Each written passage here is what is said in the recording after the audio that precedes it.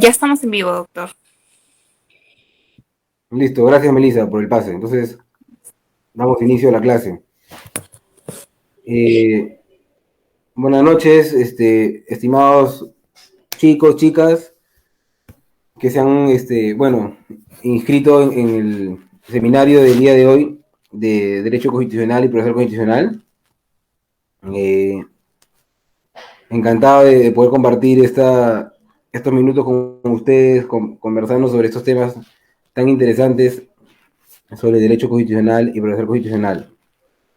Bueno, el tema que traigo para ustedes el día de hoy es el proceso de habeas corpus, ¿no? Que es un proceso muy importante y que reviste bastantes particularidades al interior de nuestro ordenamiento jurídico, que muchas veces no llegan a ser del todo conocidas, ¿no? Y que creo que todo abogado, ¿no? Y sobre todo un abogado interesado pues, en los temas del derecho constitucional debería poder estar en la capacidad de comprenderlos y manejarlos, ¿no? Esto es un poco lo que también tratamos en el diplomado de Derecho Constitucional y Procesal Constitucional del Instituto, ¿no? Junto con las demás, las demás garantías constitucionales que regulan nuestra Constitución, ¿no? Entonces, bueno, me presento brevemente. Mi nombre es Franco Aguilar Curay. Yo soy abogado por la Universidad Peruana de Ciencias Aplicadas, por la UPC, y cuento con más de 7 años de experiencia ejerciendo como abogado. ¿Ok? Bueno, sin más preámbulo, vamos a entrar de una vez en materia para poder tocar los temas que tenemos preparados para el día de hoy, ¿no? Entonces, como les dije, el tema que tenemos preparado para la clase de hoy es el proceso de habeas corpus. Entonces, antes de entrar a ver la regulación específica que está dispuesta eh, para el habeas corpus, quiero hacer como una, disculpen, una pequeña introducción al tema, ¿no? Y básicamente tenemos lo siguiente, ¿no? Vamos a hablar sobre la estructura de la Constitución Política del Perú que data del año 1993. Entonces, al respecto tenemos que nuestra Constitución, según la doctrina constitucional, está dividida en dos partes, ¿no? Por un lado, tenemos la parte dogmática y por otro lado tenemos la parte orgánica. Digamos, no hay, esta división no responde a desde tal artículo a tal artículo está la parte dogmática y desde tal artículo a tal artículo la parte orgánica, o tampoco es que cambia de color la Constitución por una u otra parte. Es una distinción básicamente doctrinaria, ¿no? En atención al contenido regulado digamos, en cada parte de la Constitución, ¿no? Entonces, por un lado tenemos que la parte dogmática es aquel sector de la Constitución, ¿no? Que reconoce, ¿no? Los derechos fundamentales de las personas, ¿no? Por ejemplo, entiéndase, derecho a la vida, el derecho a la libertad, el derecho a la igualdad, el derecho al medio ambiente, el derecho a la no discriminación, entre otros. A ver, digamos particularmente lo que tenemos es que el artículo 1 de la Constitución es aquel que señala que el fin supremo de la sociedad y el Estado es el respeto de la persona y la defensa de su dignidad, ¿no? Digamos, por ahí empezamos, ¿qué mejor prueba de la parte dogmática de la Constitución que el artículo 1 de este texto normativo que pone a la persona como, digamos, el objetivo principal de la sociedad y del Estado. Luego tenemos al artículo 2, ¿no? También de la Constitución, que regula de forma enunciativa, más no limitativa, los derechos fundamentales de las personas. ¿No? Un listado bastante largo, pero que no es limitativo, ¿no? Porque luego tenemos el artículo 3, el cual señala que son también derechos fundamentales todos aquellos derechos que se encuentran fundados, pues, en la dignidad humana, ¿no? Con lo cual queda el campo abierto para incluir o agregar nuevos derechos fundamentales que cumplan con este requisito de fundarse en la dignidad humana, ¿no? Entonces, ese sería en estricto el núcleo duro de la parte dogmática de la Constitución, ¿no? Toda esta parte que, como les digo, reconoce los derechos fundamentales de las personas.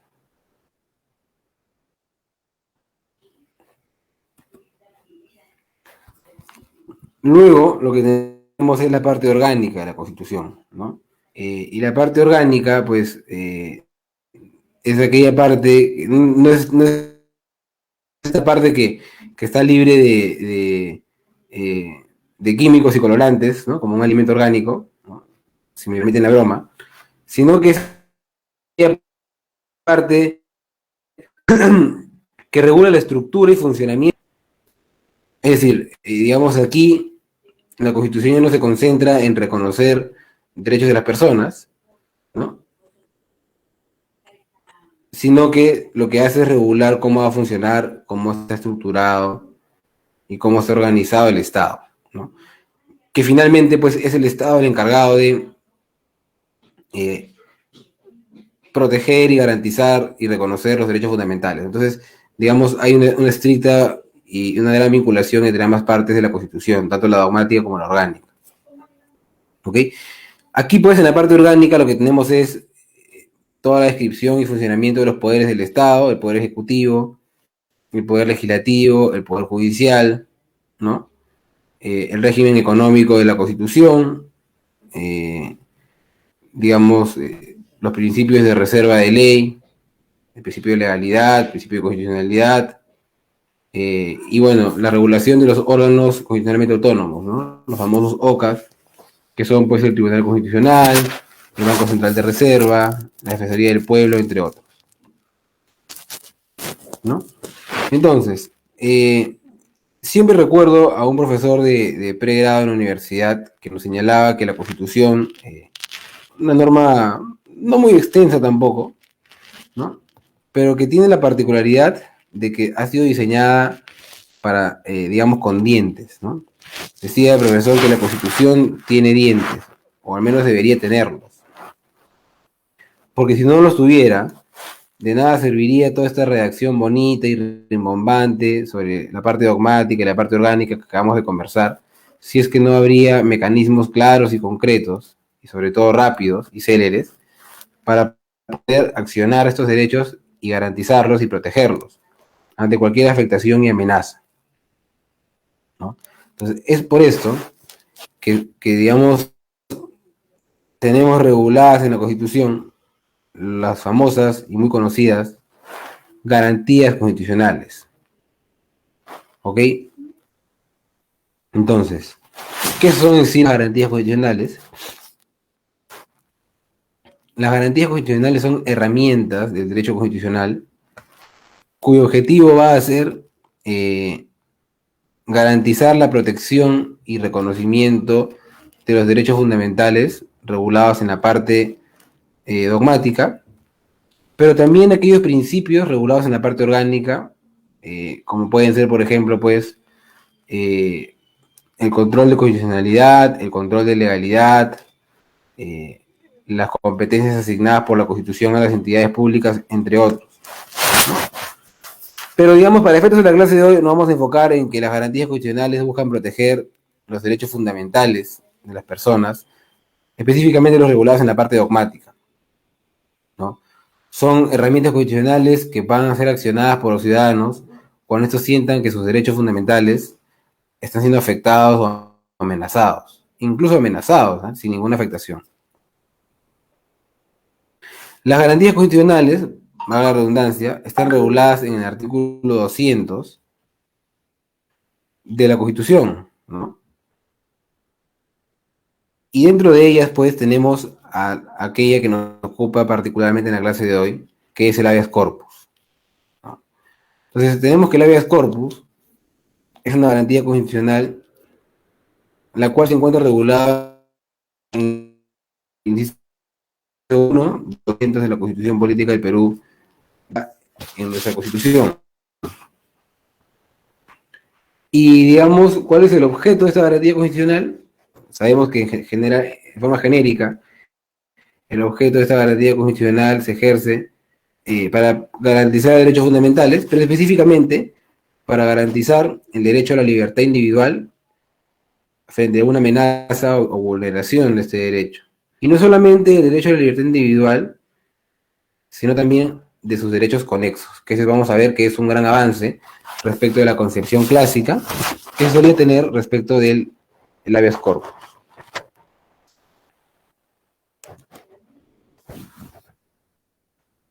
¿Ok? Seguimos entonces. Justamente sobre lo que les comentaba, ¿no? Tenemos que el habeas corpus, según la doctrina, tiene básicamente dos conceptos, ¿no? Por un lado tenemos el concepto clásico del habeas corpus y por otro lado tenemos el concepto amplio del habeas corpus, ¿no? Respecto del concepto clásico del habeas corpus tenemos lo siguiente, ¿no? En virtud de este concepto se entiende que el habeas corpus protege única y exclusivamente el derecho a la libertad individual de las personas, ¿no? Solamente la libertad individual, ese derecho fundamental reconocido, digamos, únicamente, ¿no? El concepto clásico tiene su sustento en lo que la tradición jurídica del derecho civil conocido como el jus movendi, ¿no? Es decir, el poder de moverse, ¿no? La facultad de moverse. O lo que la tradición jurídica anglosajona conocía como el power of locomotion, que también vendría a ser el poder de desplazarse, de moverse, ¿no? Como vamos a ver, tanto la noción de jus movendi como la noción de power of locomotion están íntimamente ligadas al poder o a la facultad de desplazarse, de moverse, de transitar, ¿ok?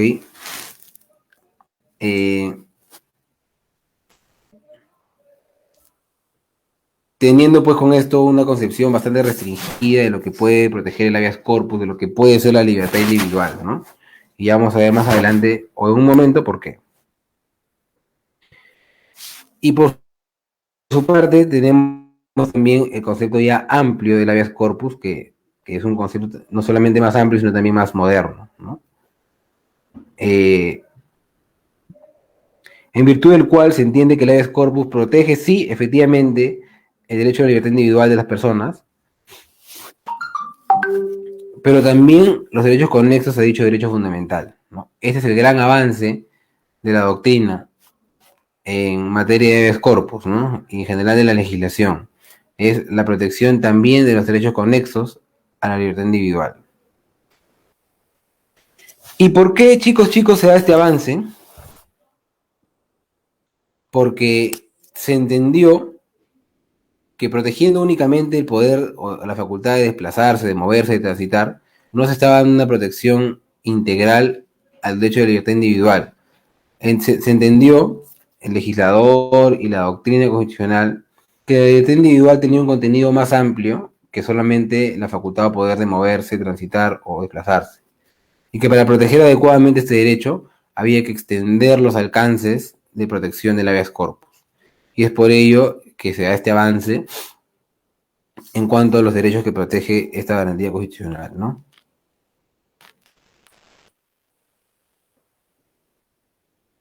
Muy bien, seguimos entonces.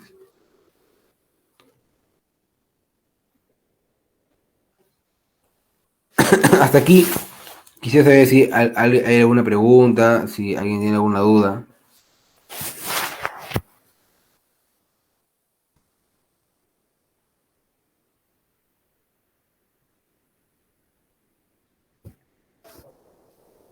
Ok, continuamos.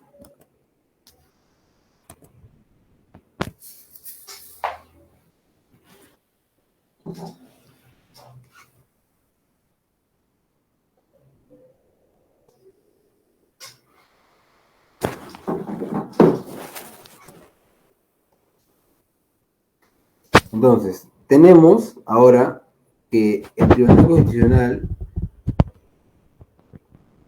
en su vasta jurisprudencia, ha reconocido los siguientes tipos de habeas corpus, los cuales vamos a repasar a continuación.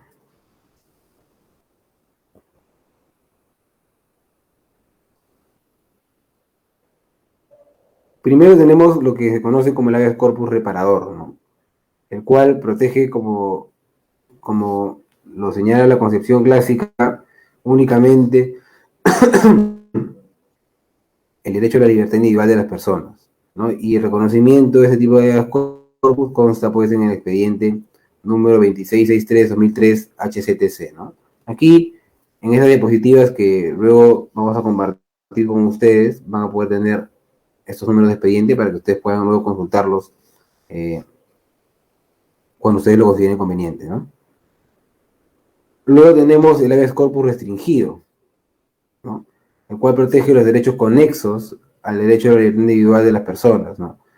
Este derecho ya incluye lo que es el concepto amplio del habeas corpus, ¿no?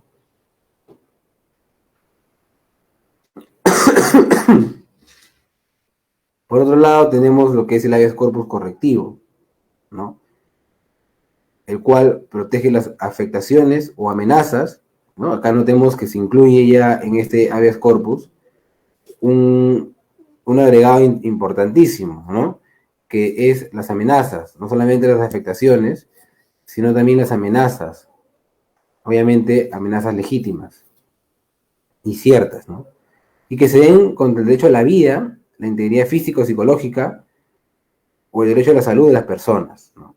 Pero notemos que el habeas corpus correctivo nos da un poco más de alcances sobre lo que puede considerarse derechos conexos de la libertad individual, ¿ok? Entonces, lo que nos está diciendo aquí el Tribunal Constitucional es que la libertad individual puede incluir incluso el derecho a la vida, ¿no? A la integridad física también, y psicológica, y también a la salud, porque entiende el Tribunal Constitucional que privándose de estos derechos, se está privando también el derecho a la libertad individual. Por lo tanto, es necesario protegerlos todos juntos para garantizar así una adecuada protección al derecho a la libertad individual y qué duda cabe, también para garantizar una adecuada protección al derecho a la vida, al derecho a la integridad físico-psicológica o al derecho a la salud, por ejemplo, ¿no?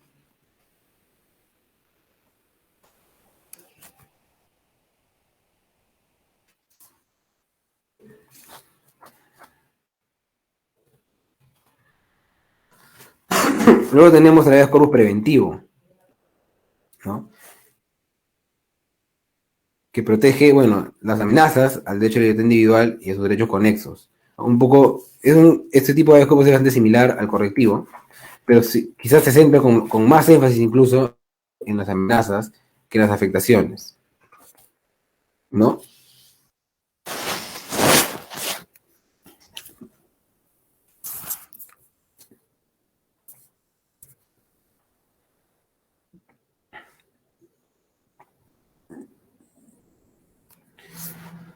Busca prevenir posibles daños.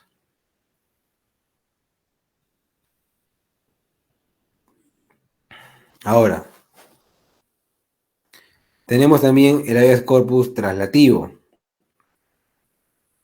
el cual protege las afectaciones al derecho al debido proceso o el de la tutela jurisdiccional efectiva. ¿Ok? Entonces, qué importante es lo que nos indica el Tribunal Constitucional aquí respecto de este tipo de habeas corpus que es el traslativo, ¿no? Porque nuevamente nos da otro alcance de lo que se puede entender como un derecho conexo de la libertad individual. Y en este caso es el derecho al debido proceso y el derecho a la tutela jurisdiccional efectiva. Chicos, chicas, haremos notado muchas veces, y sobre todo en temas políticos, que cuando hay juicios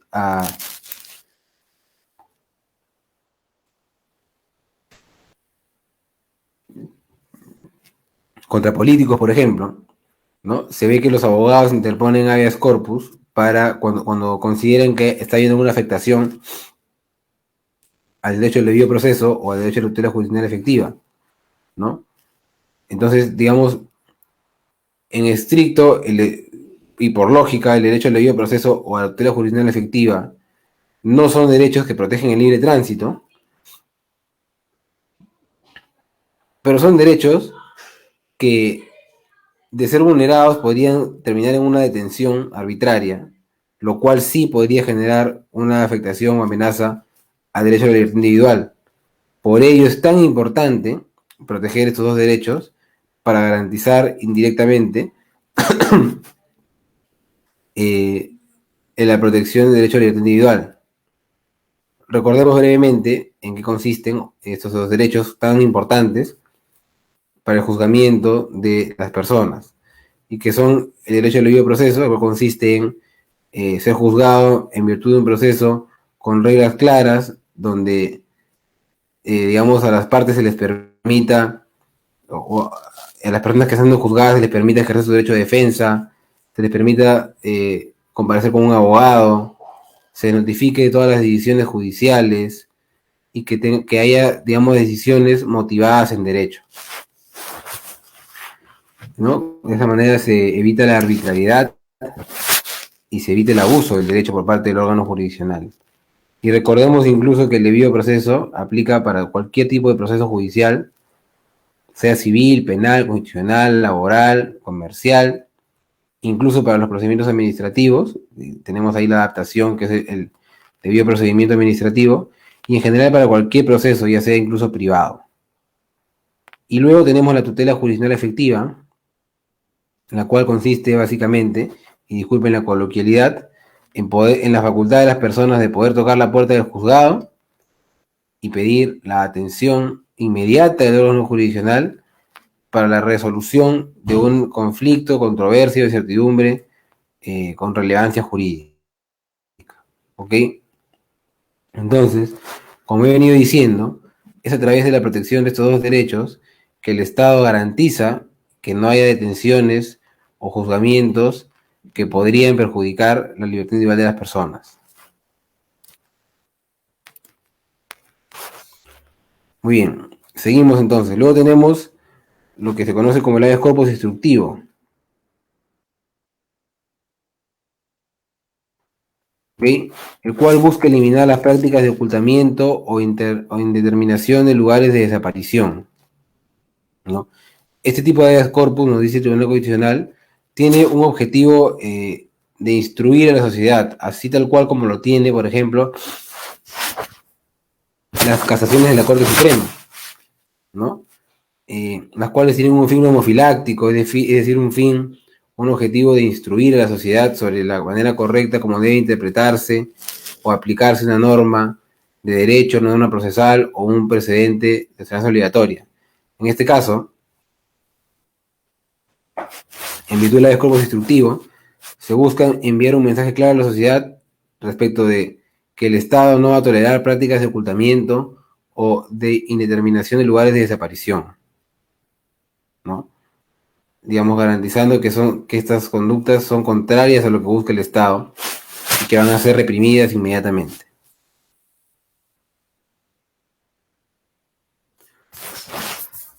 Hasta aquí quisiera saber si hay alguna duda.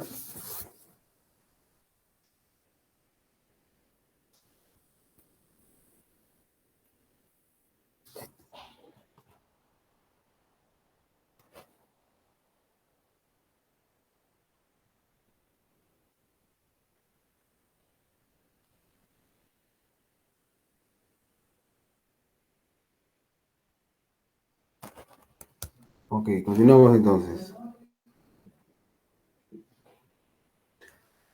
Luego tenemos el habeas corpus innovativo, que es aquel que busca que las afectaciones al derecho a la libertad individual o sus derechos conexos no se vuelvan a repetir, ¿no? Entonces también otro tipo de habeas corpus muy importante. ¿Por qué? Porque, digamos, muchas veces se considera que con la sentencia fundada de un habeas corpus se solucionó el problema de la afectación o amenaza al derecho a la libertad individual y no se cuenta con que esa amenaza o afectación reprimida en virtud de ese habeas corpus declarado fundado podría repetirse al día siguiente, a la semana siguiente, al mes siguiente o al año siguiente, ¿no? Entonces la idea es que la sentencia sea tan completa que incluso establezca las disposiciones necesarias para evitar que en el futuro vuelva a haber una afectación o amenaza similar o igual a la que fue reprimida en el proceso correspondiente. ¿Ok? Y finalmente tenemos el habeas corpus conexo, el cual, o respecto del cual el Tribunal Constitucional lo señala que procede contra los demás derechos conexos al derecho de libertad individual y que no son protegidos por los demás tipos de habeas corpus, ¿no? Como por ejemplo la restricción a ser asistido por un abogado en un proceso judicial, obligación a declarar, entre otros, ¿no? Digamos, básicamente, y acá yo tengo una opinión distinta a lo que dice el Tribunal Constitucional, considero que el habeas corpus conexo tiene mucho que ver con el habeas corpus traslativo, que es aquel que protege el derecho al debido proceso y a la tutela judicial efectiva, porque finalmente eh, la, la restricción de ser asistido por un abogado en un proceso judicial, la obligación a declarar contra la voluntad, entre otros, son aspectos que forman parte, pues, de las garantías del debido proceso y de la tutela judicial efectiva, y que justamente son protegidas ya por el habeas corpus traslativo, ¿no? Pero igual, digamos, también vale este habeas corpus conexo porque finalmente hemos dicho que el habeas corpus protege derechos, digamos, no solamente el derecho a la libertad individual, entendido estrictamente como el derecho para poder moverse, desplazarse, transitar, sino todos los derechos conexos que podían afectar directa o indirectamente, o incluso amenazar directa o indirectamente este derecho fundamental. Con lo cual es importante tener, pues, una concepción amplia de los derechos conexos del derecho a la libertad individual, ¿no?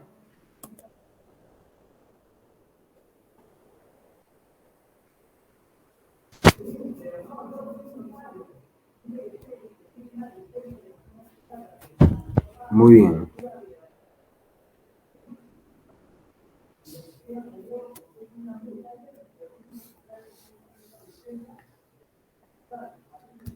Ok. Ahora, entonces, habiendo hecho esta ya la introducción sobre las partes de la Constitución y cuál es la importancia de las garantías constitucionales en el marco de la defensa de los derechos constitucionales, para qué sirven las garantías constitucionales y específicamente de qué va el habeas corpus, que es la garantía constitucional que estamos estudiando en la clase de hoy. Y luego también he visto los tipos de habeas corpus reconocidos por el Tribunal Constitucional. Vamos a ver ya la regulación específica del habeas corpus en nuestro ordenamiento jurídico.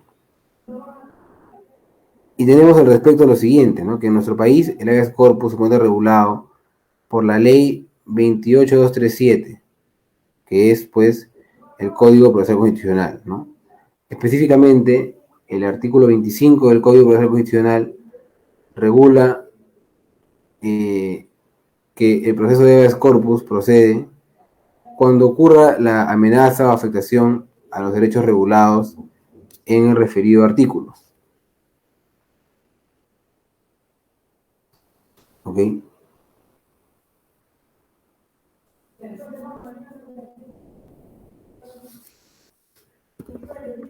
Vamos a entrar a nuestro código procesal constitucional para poder revisar un poco los supuestos regulados por el artículo 25.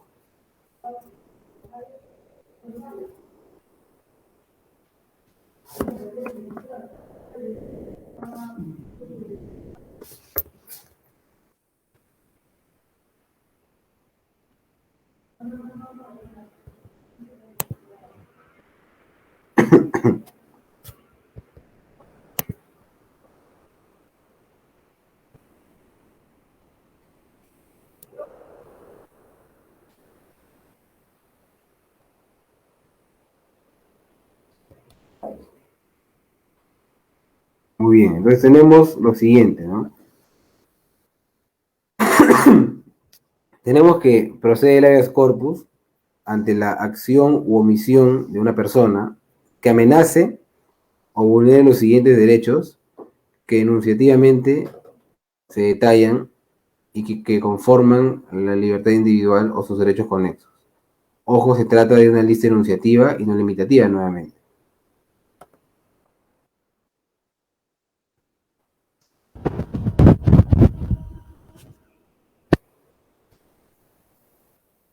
Muy bien, entonces tenemos cuando se ve afectada o vulnerada la integridad personal y el derecho a no ser sometido a tortura, tratos inhumanos o humillantes, ni violentado para obtener declaraciones, el derecho a no ser obligado a prestar juramento, ni compelido a declarar o reconocer culpabilidad contra sí mismo, contra su cónyuge o sus parientes dentro del cuarto grado de consanguinidad o segundo de afinidad, el derecho a no ser exiliado o desterrado o confinado sino por sentencia firme,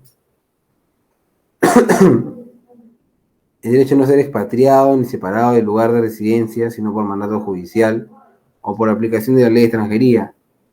¿Okay? El derecho del extranjero a quien se ha conseguido asilo político de no ser expulsado al país cuyo gobierno lo persigue, o en ningún caso si peligrase su libertad o seguridad por el hecho de ser expulsado.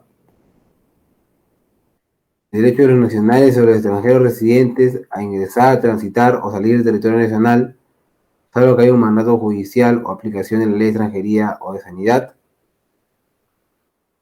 El derecho a no ser retenido sino por mandato escrito y motivado por el juez o por las autoridades policiales en caso de flagrante delito, o si ha sido detenido, a ser puesto dentro de las 24 horas o en el término de la distancia a disposición del juzgado que corresponda, de acuerdo con lo señalado en la Constitución Política del Perú.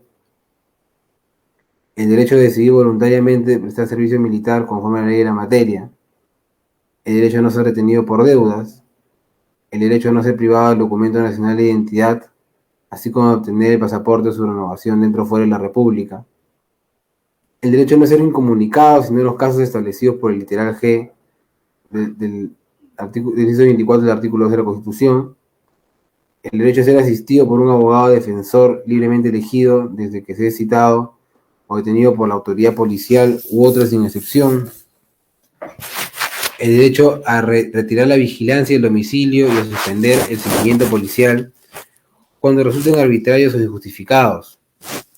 ¿Okay? El derecho también a la excarcelación de un procesado o condenado cuya libertad haya sido declarada por el juez. El derecho a que se observe el trámite correspondiente cuando se trate de procedimiento o detención de las personas señalado en la Constitución. El derecho a no ser objeto de una desaparición forzada. El derecho del detenido o recluso a no ser objeto de un tratamiento carente de razonabilidad y proporcionalidad respecto de la forma y condiciones en que cumple el mandato de detención o la pena. Y también tenemos el habeas corpus en defensa de los derechos constitucionales conexos a la libertad individual, especialmente cuando se trata del debido proceso y la inviolabilidad de domicilio. ¿No? Entonces, brevemente, hemos básicamente leído los derechos sobre los cuales procede el habeas corpus. Y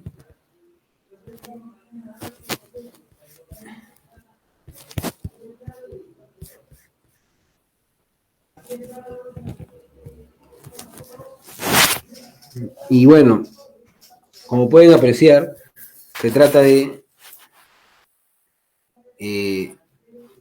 derechos que efectivamente protegen la libertad individual, pero de forma incluso bastante indirecta, ¿no? Me llama mucho la atención, por ejemplo, y siempre lo comento en mis clases, que procede el habeas corpus incluso con una persona, pues, está indocumentada, ¿no? O sea, digamos, el derecho a estar documentado. Si se vulnera el derecho a estar documentado, es decir, si a alguien se le priva de su DNI, por ejemplo, se podría interponer un habeas corpus. Y alguien podrá decir, profesor, pero ¿qué sentido tiene esto? ¿No? Si es un documento, nada más. Es un detalle. Pero no, ¿no? Porque recordemos que portar el DNI es un requisito indispensable para salir del país. Por ejemplo, para tomar un avión,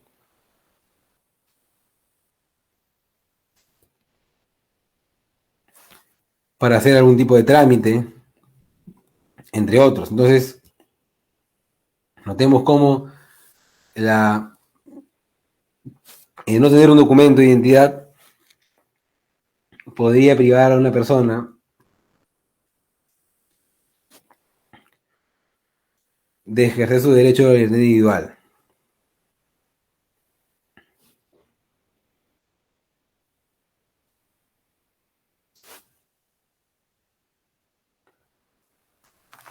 Muy bien, continuamos entonces.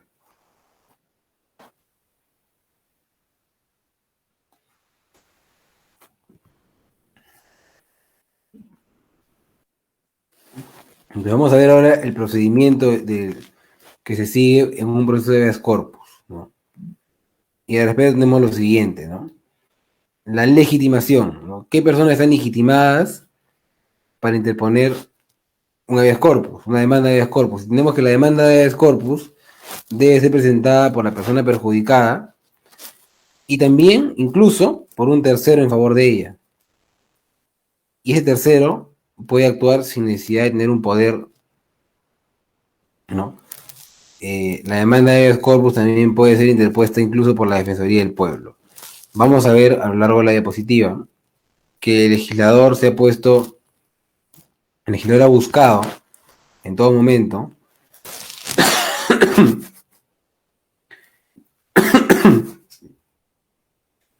que el proceso de habeas corpus sea lo más rápido y célere posible, y lo ha desprovisto de prácticamente cualquier tipo de formalidad, porque se entiende que el derecho protegido por el habeas corpus es un derecho que requiere, digamos, tutela inmediata del Estado. Y colocar plazos largos, colocar formalidades extensas, haría pues que no tenga ningún sentido ya lo que resuelva un juez al respecto, porque se podría haber producido ya un daño irreparable. En general, vamos a ver que en la justicia constitucional lo que se busca es que los procesos sean lo más rápido posibles, ¿no? Para lograr una tutela inmediata, a lo que la doctrina llama la justicia constitucional, ¿no? Entonces vemos que la demanda la puede presentar cualquier persona afectada, amenazada, a cualquier persona que, digamos, cuyo derecho a la libertad individual o sus derechos conexos han sido amenazados o afectados, o incluso un tercero a favor de ella, sin contar con poder, y también la Defensoría del Pueblo. No hay una legitimidad especial, ni activa ni pasiva, ¿no? Como por ejemplo en la acción de cumplimiento, que es otra garantía constitucional que estudiamos en el diplomado de constitucional y proceso constitucional. Digamos, la legitimación pasiva sí tiene una condición especial que consiste pues en ser funcionario o autoridad pública. En el habeas corpus no. Ok, seguimos entonces. Tenemos ahora lo que es la formalidad de la demanda del habeas corpus. Y al respecto tenemos lo siguiente, ¿no? La demanda de habeas corpus, ¿no? Nuevamente otra facilidad, no requiere tener firma de abogado. No se tiene que pagar ninguna tasa judicial ni cumplir con ninguna otra formalidad, ¿no? Recordemos y notemos cómo se ha desprovisto de formalidades en la medida de lo posible al proceso de habeas corpus para garantizar su celeridad justamente. La demanda puede presentarse incluso de forma verbal o también escrita, evidentemente, ¿no? Y se puede utilizar los medios de comunicación electrónicos o cualquier otro medio idóneo. Se podría presentar la demanda de habeas corpus incluso por correo electrónico, ¿no? Hasta quizás por un WhatsApp, ¿no? Nunca lo he visto, pero la norma no lo impide tampoco. Si permite de forma verbal. Ahora, cuando la demanda de habeas corpus se presenta de forma verbal, se debe levantar un acta ante el juez o secretario, en la cual se debe realizar una breve descripción de los hechos, ¿no? Porque claro, tiene que haber un registro. Pero, digamos, no es un impedimento para que la demanda de habeas corpus se presente de forma verbal. Hasta aquí quisiera saber si hay alguna pregunta.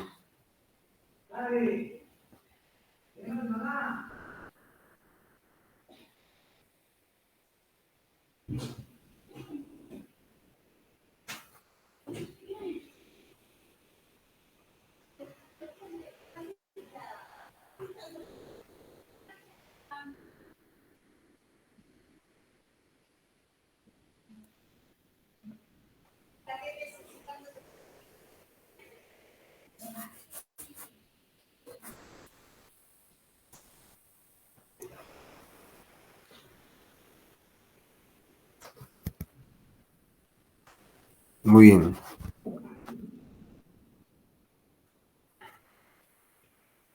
Seguimos entonces.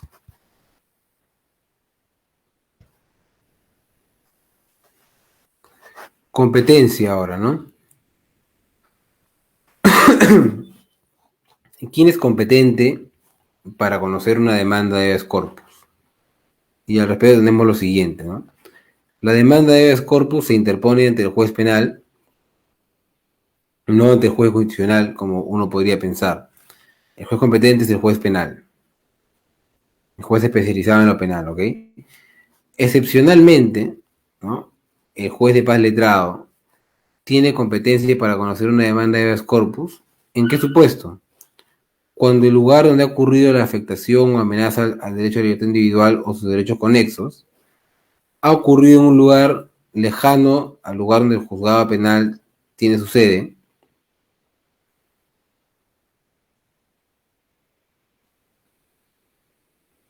y por lo tanto, pues, digamos, por un tema de economía procesal y por un tema de atender inmediatamente el habeas corpus, sería muy complicada las actuaciones procesales eh, por el traslado del juez para poder verificar los hechos, porque vamos a ver más adelante que el juez tiene que trasladarse inmediatamente al lugar de los hechos y tiene plazos muy cortos para hacerlo y para resolver.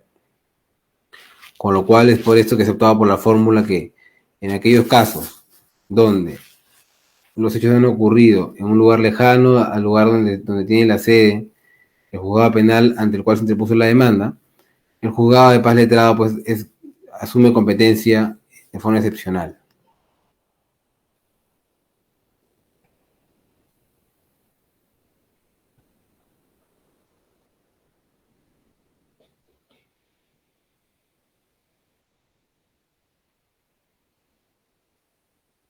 Muy bien.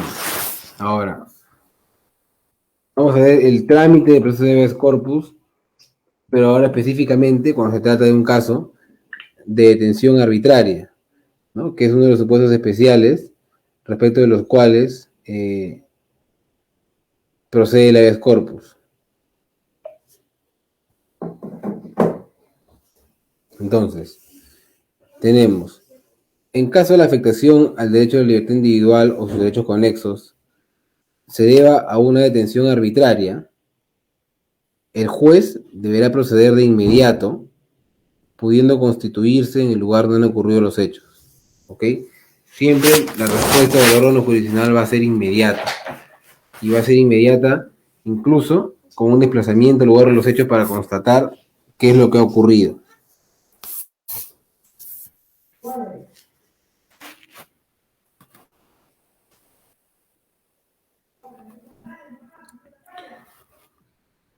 Una vez verificada la detención indebida, el juez debe ordenar que la misma cese de inmediato, ¿no?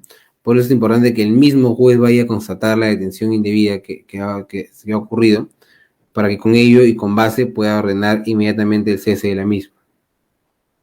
Ahora, cuando se trata de otros casos donde procede habeas corpus, el juez debe constituirse al lugar donde han ocurrido los hechos y deberá resolver la demanda en un plazo máximo de un día natural, no hábil, un día calendario. Notemos que el plazo es, pues, muy pequeño, ¿no?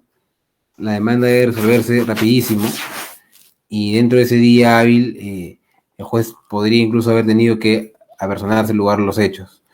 Por ello es que, y cobra mayor sentido, la competencia excepcional del juzgado de paz letrado, cuando los hechos han ocurrido en un lugar muy lejano a donde el juzgado penal donde se interpuso la demanda tiene su sede.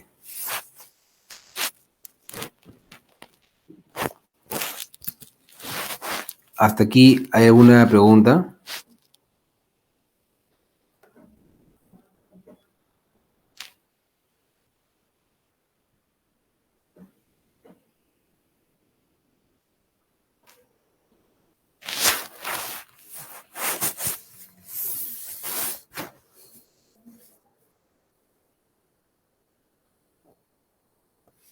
Muy bien, seguimos entonces. Ahora vamos a ver otro supuesto de trámite de habeas corpus, pero esta vez cuando hay una desaparición forzada.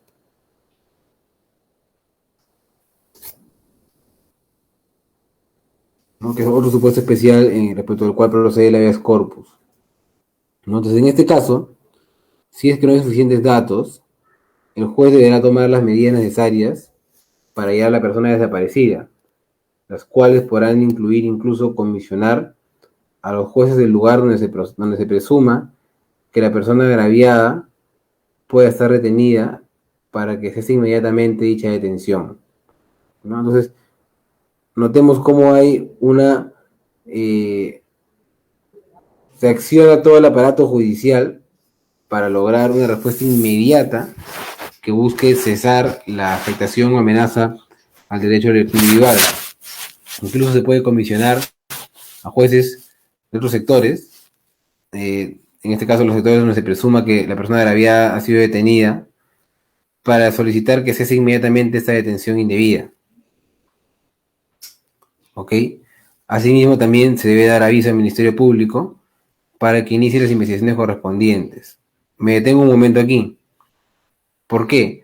Porque, digamos, no necesariamente, pero quizás en la mayoría de los casos ocurre que una vulneración al derecho de libertad individual, como puede ser una detención indebida o una desaparición forzada, pueden generar también o pueden involucrar la comisión de un delito.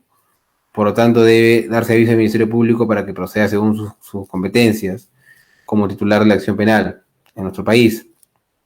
Ahora, la actuación del Ministerio Público no va a entorpecer ni retrasar el trámite del Ministerio del Habeas Corpus, que recordemos es mucho más rápido que la investigación penal, ¿no? Pero se le avisa para que inicie con las investigaciones correspondientes. Si la agresión se imputa a un miembro de la Policía Nacional del Perú o de las Fuerzas Armadas del Perú, se debe ordenar al superior jerárquico del presunto agresor que informe en el plazo máximo de 24 horas sobre la veracidad de la afectación y proporcione los datos de la persona que ordenó la detención, ¿no? Cuando esta desaparición forzada, digamos, es imputada a un miembro de la Policía Nacional del Perú o de las Fuerzas Armadas del Perú, digamos, como en esas instituciones lo que funciona es el orden jerárquico, ¿no? Se debe informar al superior jerárquico de estas entidades, específicamente el superior jerárquico del presunto agresor, para que en el plazo máximo de 24 horas, obviamente un plazo muy corto, informe sobre la veracidad de la afectación al derecho a la libertad individual por la desaparición forzada y que proporcione los datos de la persona que ordenó la detención para que esta cese de inmediato.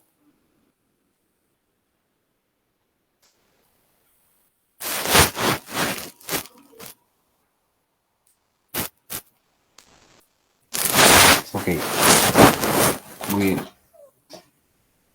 Hasta aquí quisiera saber si es que hay alguna pregunta.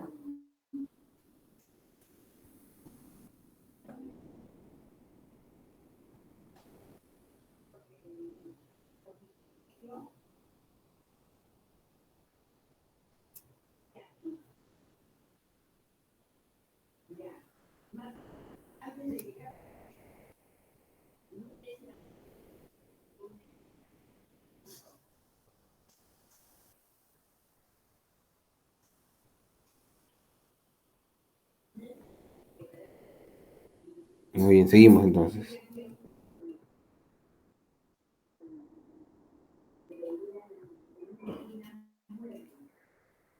Ahora vamos a ver lo que son las normas especiales que resultan aplicables al procedimiento de habeas corpus, ¿no? Entonces tenemos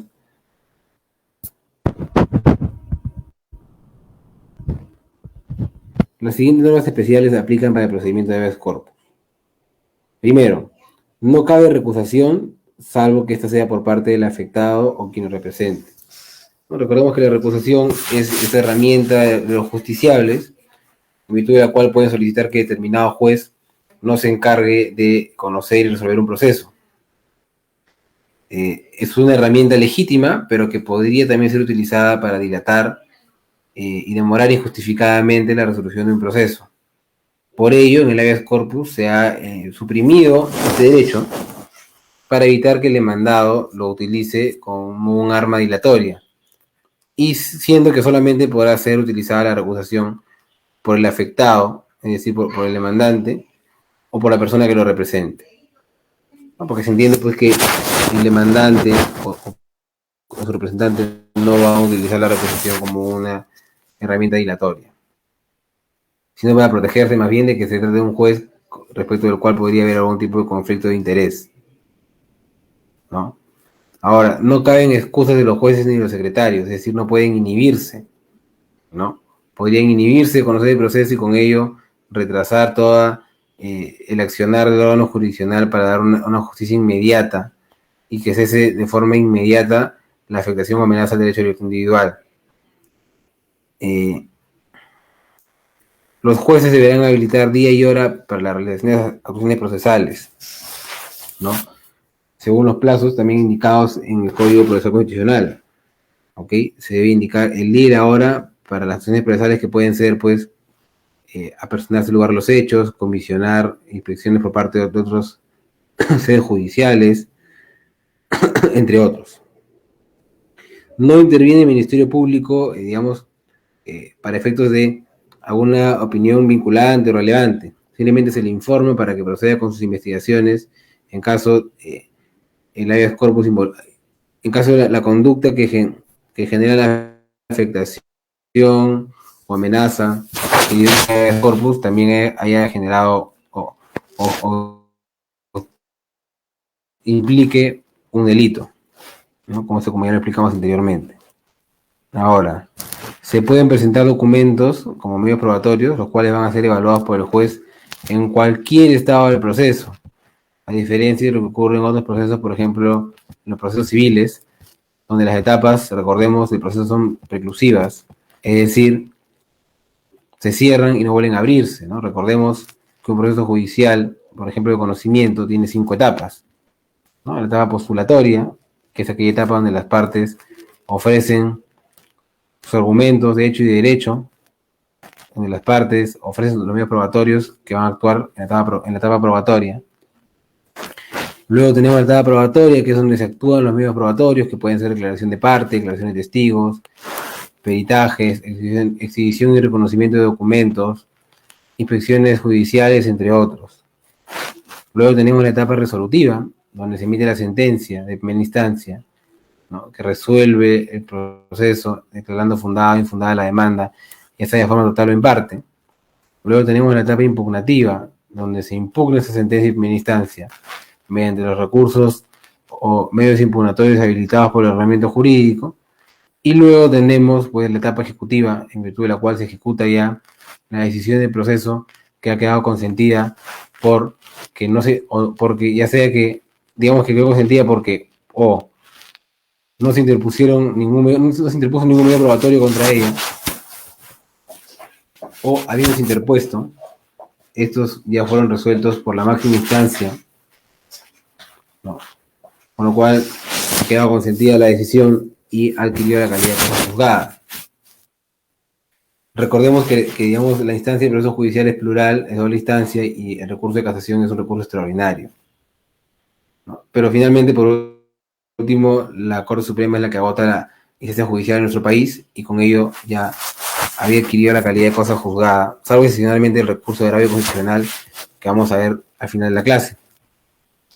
Pero bueno, no me desvío más. El tema es que las etapas son preclusivas. Eso quiere decir que cuando se cierra una etapa, todo aquello que se podía hacer en esa etapa ya no se podrá hacer en las demás etapas, salvo excepciones.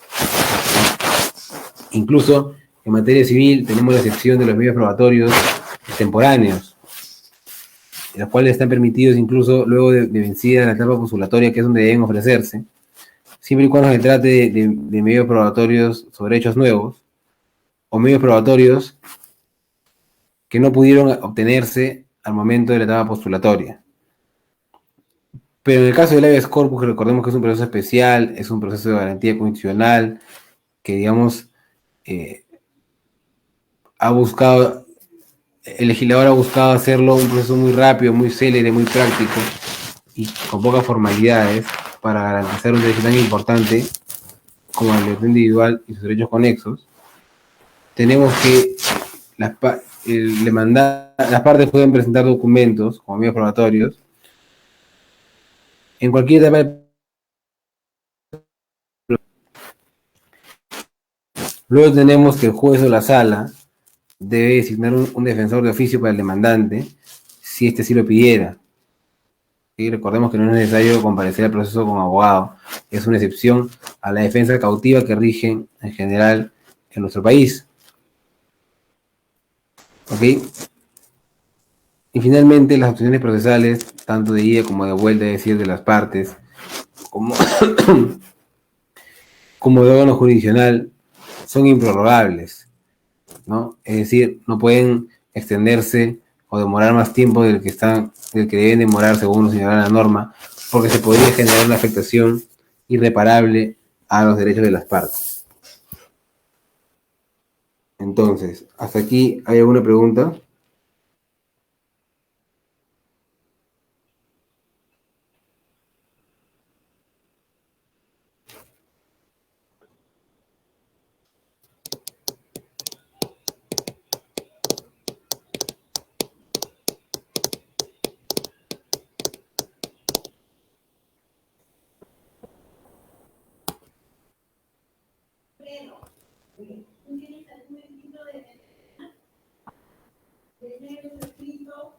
Muy bien, continuamos entonces.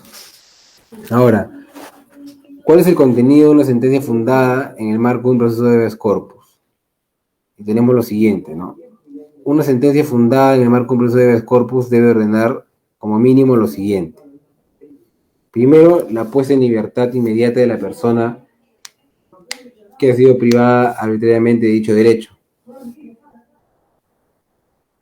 Luego que eventualmente que continúe la privación de libertad en caso corresponda bajo las disposiciones legales vigentes, o se podrá ordenar que la privación de libertad continúe en otro establecimiento o bajo custodia de personas distintas. Que la persona privada de libertad sea puesta inmediatamente a disposición del juez competente si la agresión de la libertad individual se produjo por haber transcurrido el plazo máximo para la detención, que recordemos que es de 24 horas. Una persona no puede estar detenida más de 24 horas sin haber sido puesta a disposición del juez para que determine su situación jurídica. ¿Ok? Y finalmente, se debe ordenar que cese el agravio producido, disponiendo incluso también las medidas para evitar que el acto vuelva a repetirse, tal cual como vimos en el habeas corpus innovativo, ¿no? Que no basta con poner fin a las afectaciones, sino también hay que tomar las medidas necesarias para que éstas no vuelvan a repetirse y no puedan seguir ocasionando daños o afectaciones o amenazas a las partes, a las personas en general.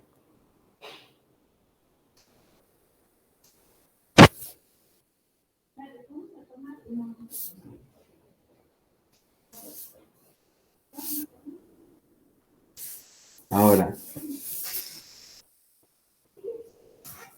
¿cómo es la apelación de una sentencia en el marco de un proceso de habeas corpus? ¿No?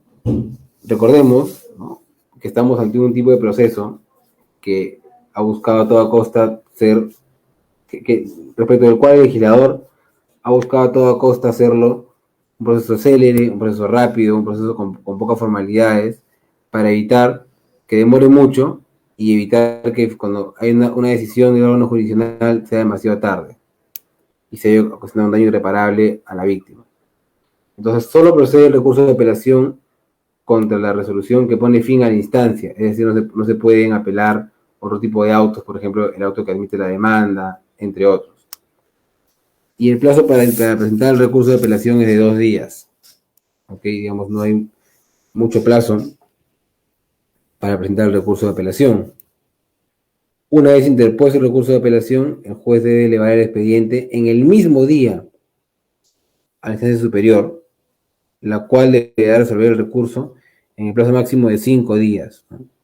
O sea, básicamente en 2 semanas, perdón, una semana después de emitir la sentencia de primera instancia, si es que hubo apelación, ya se debería haber, esta está resuelta, lo cual es rapidísimo, ¿no?, comparado con otros tipos de procesos. Ahora, en la vista de la causa, los abogados de las partes pueden informar.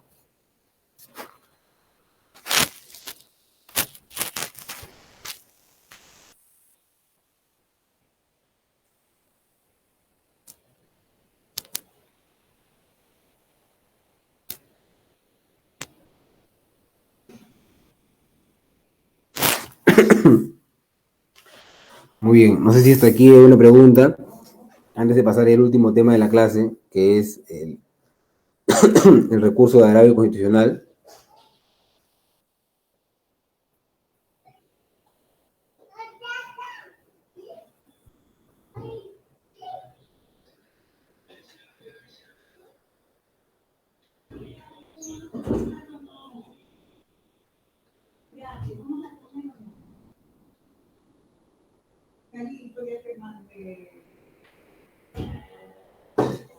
Muy bien, seguimos entonces. Entonces vamos a ir a la última lámina de la diapositiva de hoy, que es un tema extra, ¿no? Que no está necesariamente vinculado con el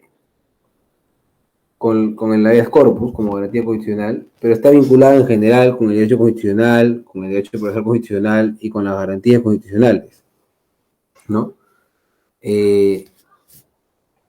Tenemos que el recurso de agravio constitucional es una herramienta extraordinaria de derecho constitucional que busca garantizar la supremacía de la Constitución respecto a las demás normas del ordenamiento jurídico. Recordemos que, según la pirámide de Kelsen, la pirámide de jerarquía normativa, la Constitución es la norma de mayor valor, de mayor jerarquía en nuestro ordenamiento jurídico, y esto, digamos, no solamente sirve para decirlo, sino tiene un efecto práctico. Consiste en que ninguna norma de rango menor puede oponerse al contenido de la Constitución. Entonces, eso se puede garantizar de muchas maneras. Y tenemos el control concentrado, por ejemplo, que ejerce el Tribunal Constitucional al derogar normas que son contrarias a la Constitución, normas con rango de ley que son contrarias a la Constitución, en lo que se conoce como la función legislativa negativa. Y tenemos el control difuso que ejercen los jueces del Poder Judicial, no derogando las normas, pero sí inaplicándolas para cada caso concreto. Pero también tenemos que el recurso de agravio constitucional es otro mecanismo mediante el cual se garantiza la supremacía de la Constitución en el ordenamiento jurídico. Y consiste en lo siguiente, ¿no? Consiste en que mediante el recurso de agravio constitucional, el Tribunal Constitucional puede conocer los procesos con contenido constitucional que hayan sido denegados en sede judicial. ¿A qué me refiero? Me explico. Se trata de un proceso que ha sido iniciado en sede judicial, como puede ser, por ejemplo, el habeas corpus, que se inicia en sede judicial ante el juez penal, o como puede ser un proceso de acción de amparo, que bueno, no lo hemos visto en esta clase, pero se inicia ante el juez civil, y seguido todo el proceso, podría haber acabado en una sentencia infundada, consentida, pero dentro del cual el demandante o la demandante podría considerar que ha habido alguna afectación a su derecho, a uno de sus derechos fundamentales. ¿Ok? Con lo cual, lo que le quedará habilitado para reclamar la protección de ese derecho, en este caso, al Tribunal Constitucional, que recordemos no forma parte del Poder Judicial. ¿Ok?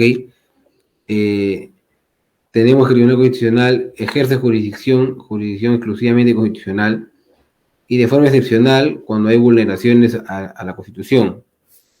¿Ok? Entonces lo que ocurre es que una vez agotada la vía judicial con la Corte Suprema, no es que el Tribunal Constitucional tiene más jerarquía que la Corte Suprema, son entes distintos. Lo que ocurre es que el Tribunal Constitucional tiene competencia para conocer incluso las decisiones de la Corte Suprema que hayan vulnerado algún derecho fundamental. Y eso es lo que se consigue a través del recurso de agravio constitucional, o también conocido como el RAC.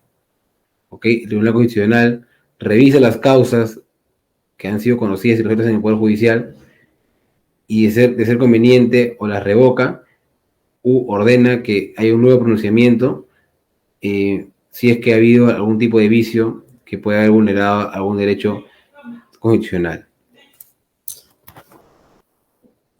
Ok, entonces, Quisiera saber si hasta aquí hay alguna pregunta.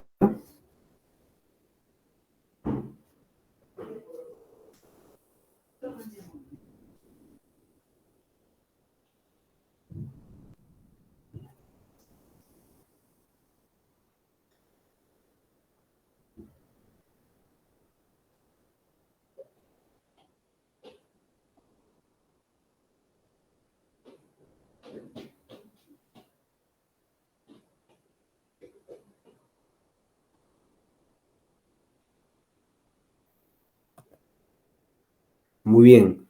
Entonces, eso es todo lo que estaba preparado para la clase de hoy, chicos, chicas.